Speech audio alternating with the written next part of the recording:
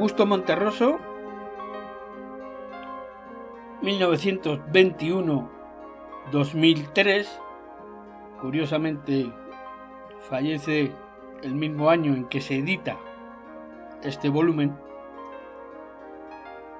Narrador guatemalteco que nació en Honduras y vivió en México, cuyos relatos son un ejemplo de mesura y economía de medios en lengua castellana, entre el sarcasmo y la parodia, entre el humanismo y la fábula, sus cuentos conforman una obra breve pero sustanciosa. Se le ha considerado incluso uno de los propulsores del minicuento. Él ya había aconsejado, cita: lo que puedas decir con 100 palabras, dilo con 100 palabras, lo que con una. Cierra cita. En su decálogo del escritor, Monterroso también escribió: cree en ti, pero no tanto, duda de ti, pero no tanto. Cuando sientas duda, cree. Cuando creas, duda. En eso radica la única verdadera sabiduría que puede acompañar a un escritor. Sus relatos no son experimentales, aunque sí marcados por el deseo de brevedad absoluta, y guardan con la fábula antigua una relación directa. Recibió el premio Príncipe de Asturias de las Letras en el año 2000. Bueno, esta es la introducción que nos proponen los editores, y al final del cuento, de la narración breve, también nos incorporan una pequeña cita que aporta o complementa el texto en cuestión. En este caso, seleccionaron de Augusto Monterroso Mr. Taylor. Menos rara, aunque sin duda más ejemplar, dijo entonces el otro, es la historia del señor Percy Taylor, cazador de cabezas en la selva amazónica. Se sabe que en 1937 salió de Boston, Massachusetts, en donde había pulido su espíritu hasta el extremo de no tener un centavo. En 1944 aparece por primera vez en América del Sur, en la región del Amazonas, conviviendo con los indígenas de una tribu cuyo nombre no hace falta recordar. Por sus ojeras y su aspecto famélico, pronto llegó a ser conocido allí como el gringo pobre, y los niños de la escuela hasta lo señalaban con el dedo y le tiraban piedras cuando pasaba con su barba brillante bajo el dorado sol tropical. Pero esto no afligía la humilde condición del señor Taylor, porque había leído en el primer tomo de las obras completas de William G. Knight que si no se siente envidia de los ricos, la pobreza no deshonra. En pocas semanas, los naturales se acostumbraron a él y a su ropa extravagante. Además, como tenía los ojos azules y un vago acento extranjero, el presidente y el ministro de Relaciones Exteriores lo trataban con singular respeto, temerosos de provocar incidentes internacionales. Tan pobre y mísero estaba que cierto día se internó en la selva en busca de hierbas para alimentarse. Había caminado cosa de varios metros sin atreverse a volver el rostro, cuando por pura casualidad vio, a través de la maleza, dos ojos indígenas que lo observaban decididamente. Un largo estremecimiento recorrió la sensitiva espalda de Mr. Taylor, pero Mr. Taylor, intrépido, arrostró el peligro y siguió su camino silbando como si nada hubiera visto. De un salto, que no hay para qué llamar felino, el nativo se le puso enfrente y exclamó: «Bui gea, money, money». A pesar de que el inglés no podía ser peor, Mr. Taylor, algo indispuesto, sacó en claro que el indígena le ofrecía en venta una cabeza de hombre curiosamente reducida que traía en la mano. Es innecesario decir que el señor Taylor no estaba en capacidad de comprarla, pero como aparentó no comprender, el indio se sintió terriblemente disminuido por no hablar bien el inglés y se la regaló pidiéndole disculpas. Grande fue el regocijo con que Mr. Taylor regresó a su choza. Esa noche, acostado boca arriba sobre la precaria estera de palma que le servía de lecho, interrumpió tan solo por el zumbar de las moscas acaloradas que revoloteaban en torno haciéndose obscenamente el amor. Mr. Taylor contempló con deleite durante un buen rato su curiosa adquisición. El mayor goce estético lo extraía de contar uno por uno los pelos de la barba y el bigote y de ver de frente el par de ojillos entre irónicos que parecían sonreírle agradecidos por aquella deferencia. Hombre de vasta cultura, Mr. Taylor solía entregarse a la contemplación, pero esta vez enseguida se aburrió de sus reflexiones filosóficas y dispuso obsequiar la cabeza a un tío suyo, Mr. Ralston, residente en Nueva York, quien desde la más tierna infancia había revelado una fuerte inclinación por las manifestaciones culturales de los pueblos hispanoamericanos. Pocos días después, el tío de Mr. Taylor le pidió, previa indagación sobre el estado de su importante salud, que por favor lo complaciera con 5 más. Mr. Taylor accedió gustoso al capricho de Mr. Ralston y, no se sabe de qué modo, a vuelta de correo tenía mucho gusto en satisfacer sus deseos, entrecomillados. Muy reconocido, Mr. Ralston le solicitó otras 10. Mr. Taylor se sintió halagadísimo de poder servirlo. Pero cuando pasado un mes aquel le rogó el envío de 20, Mr. Taylor, hombre rudo y barbado pero de refinada sensibilidad artística, tuvo el presentimiento de que el hermano de su madre estaba haciendo negocio con ellas. Bueno, si lo quieren saber, así era. Con toda franqueza, Mr. Ralston se lo dio a entender en una inspirada carta, cuyos términos resueltamente comerciales hicieron vibrar como nunca las cuerdas del sensible espíritu de Mr. Taylor. De inmediato concertaron una sociedad en la que Mr. Taylor se comprometía a obtener y remitir cabezas humanas reducidas en escala industrial, en tanto que Mr. Ralston las vendería lo mejor que pudiera en su país. Los primeros días hubo algunas molestas dificultades con ciertos tipos del lugar, pero Mr. Taylor, que en Boston había logrado las mejores notas con un ensayo sobre Joseph Henry Silliman, se reveló como político y obtuvo de las autoridades no solo el permiso necesario para exportar, sino además una concesión exclusiva por 99 años.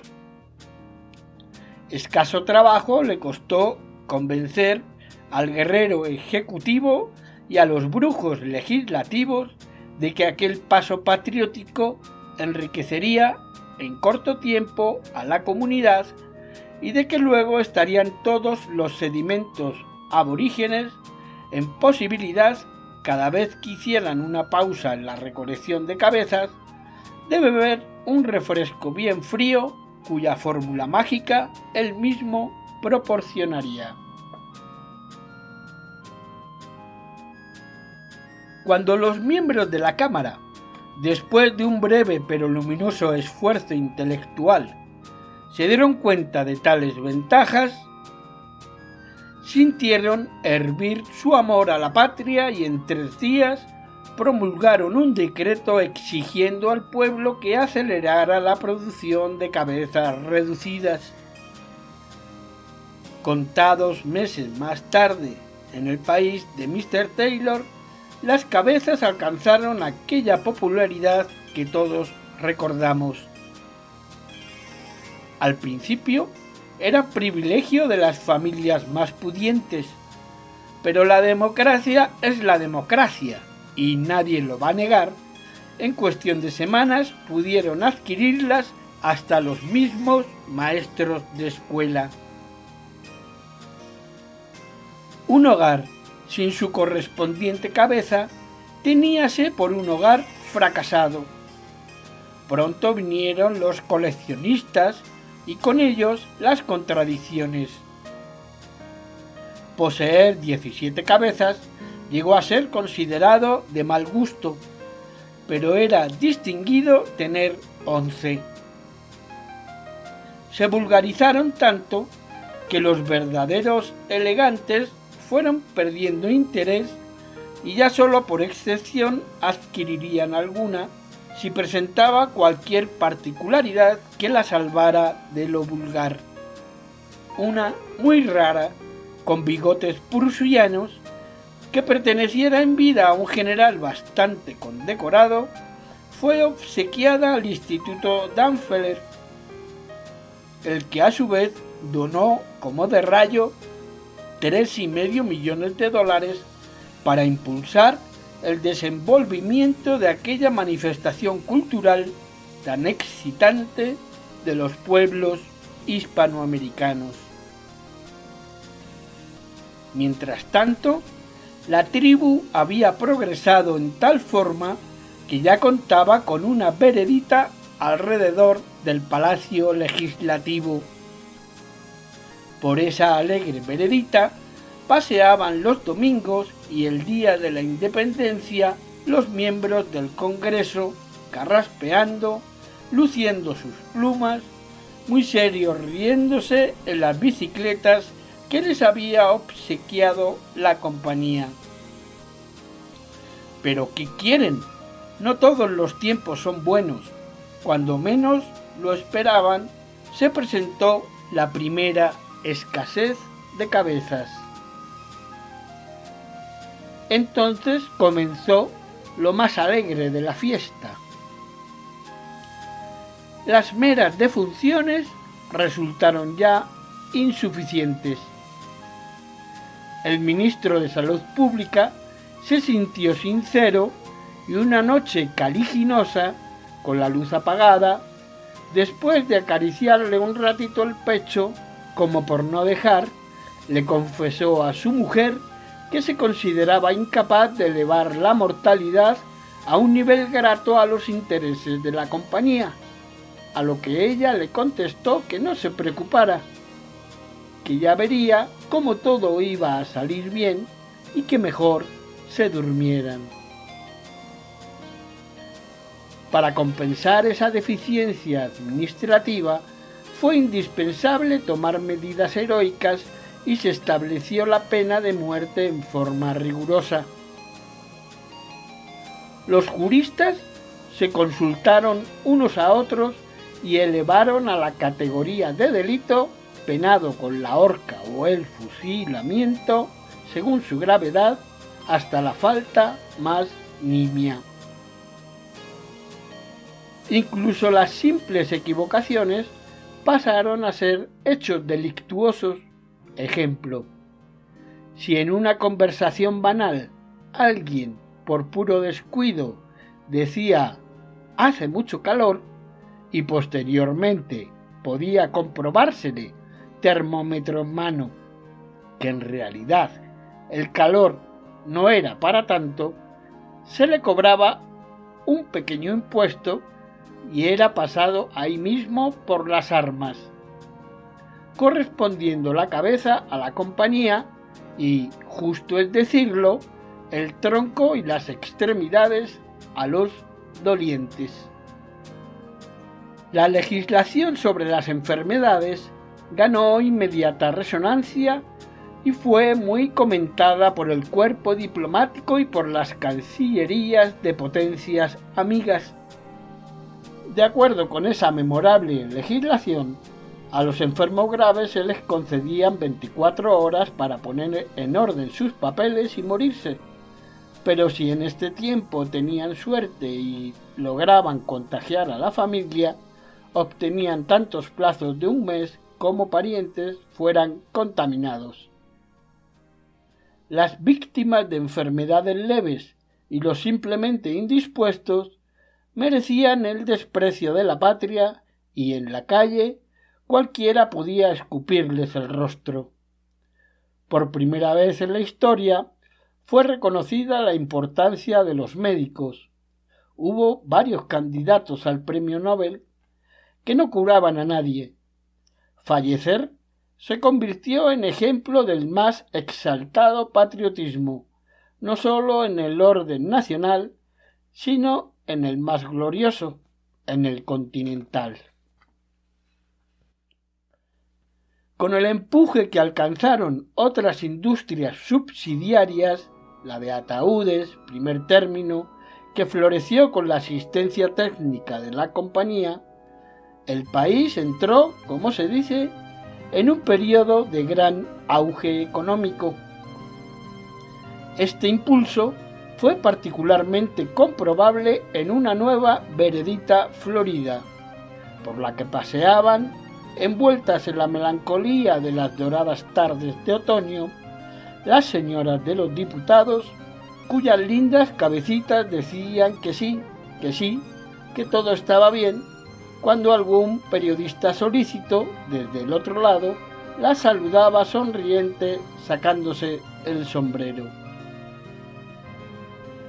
Al margen, recordaré que uno de estos periodistas, quien en cierta ocasión emitió un lluvioso estornudo que no pudo justificar, fue acusado de extremista y llevado al paredón de fusilamiento.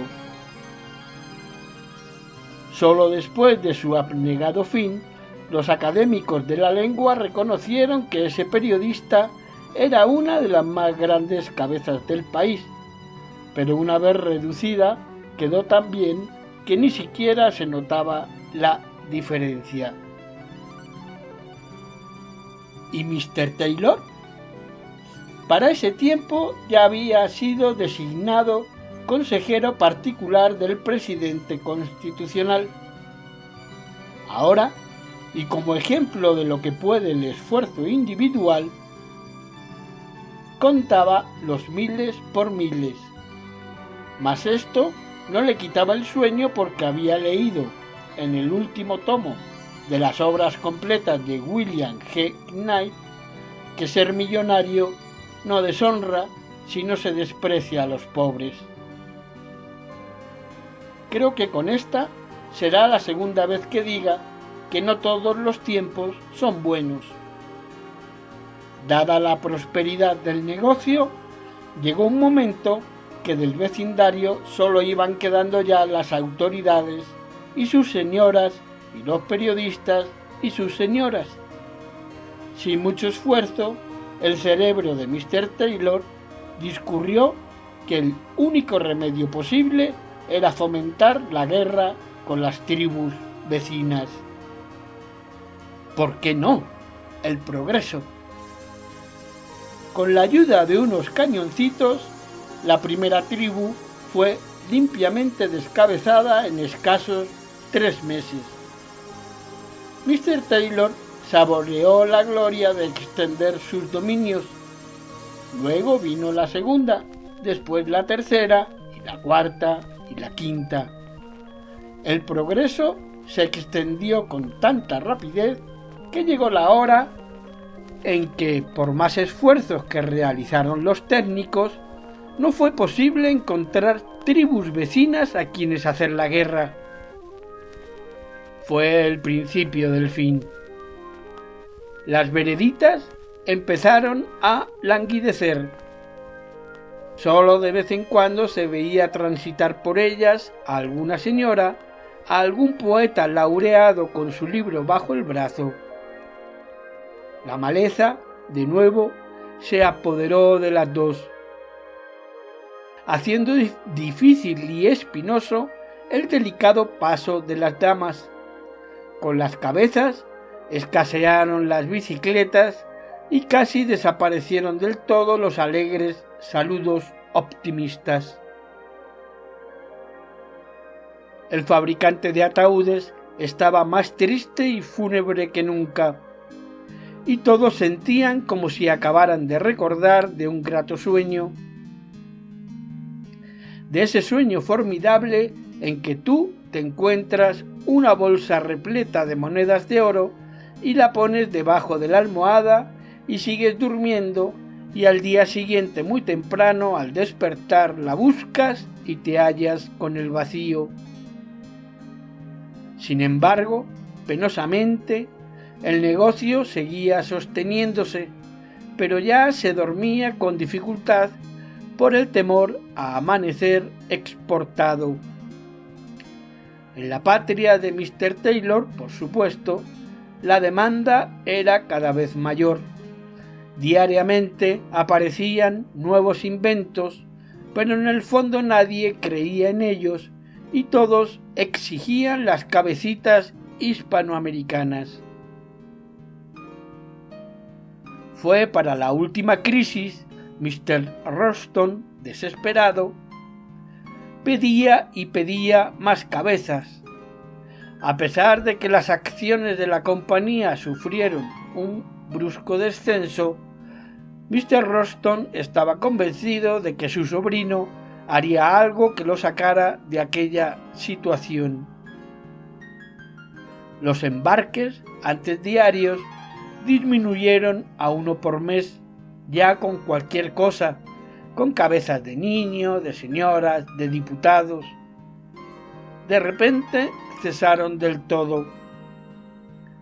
Un viernes, áspero y gris, de vuelta de la bolsa, aturdido aún por la gritería y por el lamentable espectáculo de pánico que daban sus amigos, Mr. Ralston se decidió a saltar por la ventana en vez de usar el revólver cuyo ruido lo hubiera llenado de terror, cuando al abrir un paquete del correo se encontró con la cabecita de Mr. Taylor, que le sonreía desde lejos, desde el fiero Amazonas, con una sonrisa falsa de niño que parecía decir, se abre comillas, perdón, perdón, no lo vuelvo a hacer, se cierra comillas.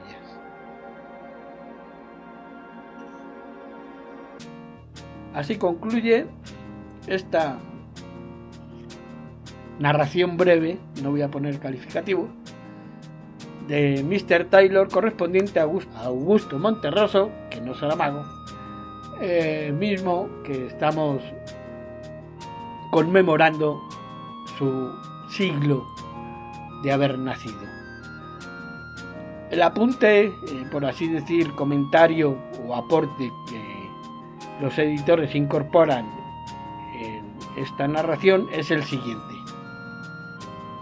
Corresponde también a Augusto Monterroso. Se abre comillas. Si a uno le gustan las novelas, escribe novelas. Si le gustan los cuentos, uno escribe cuentos. Como a mí me ocurre lo último, escribo cuentos, pero no tantos. 6 en 9 años, 8 en 12 y así. Los cuentos que uno escribe no pueden ser muchos. Existen 3, 4 o 5 temas. Algunos dicen que 7. Con esos debe trabajarse. Las páginas también tienen que ser solo unas cuantas, porque pocas cosas hay tan fáciles de echar a perder como un cuento. 10 líneas de exceso y el cuento se empobrece. Tantas de menos y el cuento se vuelve una anécdota, y nada más odioso que las anécdotas demasiado visibles, escritas o conversadas. Se cierra comillas, Augusto Monterroso. Ese es el apunte, por así decir, didáctico, que en este caso el autor comenta de su actividad literaria, que es el cuento, la narración breve, y que nos dice que ni de más ni de menos, sino que lo preciso, y que no es necesario escribir miles de cuentos, puesto que los temas no son tantos. Agradezco vuestra atención, su atención, a la hora de escuchar este comienzo de las obras maestras del relato breve. Nos vemos, sean felices y lean mucho.